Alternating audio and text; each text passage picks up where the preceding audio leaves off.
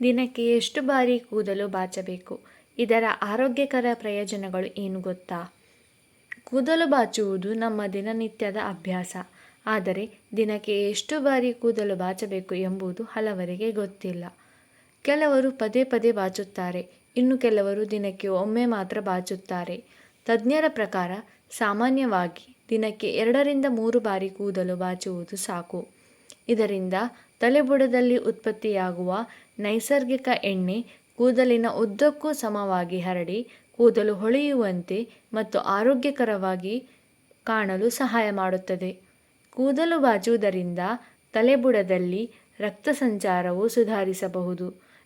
ಇದರಿಂದ ಕೂದಲಿನ ಬೇರುಗಳಿಗೆ ಅಗತ್ಯವಾದ ಪೋಷಕಾಂಶಗಳು ತಲುಪಲು ನೆರವಾಗುತ್ತದೆ.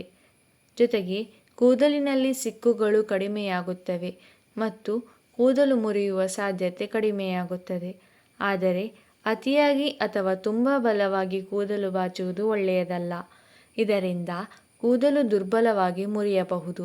ವಿಶೇಷವಾಗಿ ಒದ್ದೆಯಾದ ಕೂದಲನ್ನು ಬಲವಾಗಿ ಬಾಚಿದರೆ ಕೂದಲು ಹೆಚ್ಚು ಉದುರುವ ಸಾಧ್ಯತೆ ಇರುತ್ತದೆ.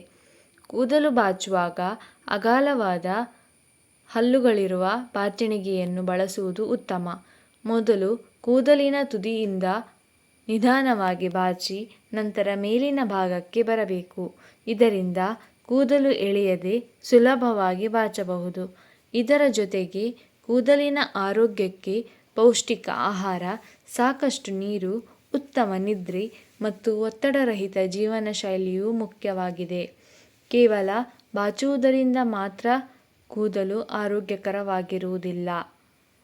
ಗಮನದಲ್ಲಿಡಿ, ಸರಿಯಾದ ರೀತಿಯಲ್ಲಿ ಕೂದಲು ಬಾಚುವುದು ಒಂದು ಸಣ್ಣ ಅಭ್ಯಾಸವಾದರೂ ಅದು ಕೂದಲಿನ ಆರೈಕೆಯಲ್ಲಿ ಪ್ರಮುಖ ಪಾತ್ರ ವಹಿಸುತ್ತದೆ.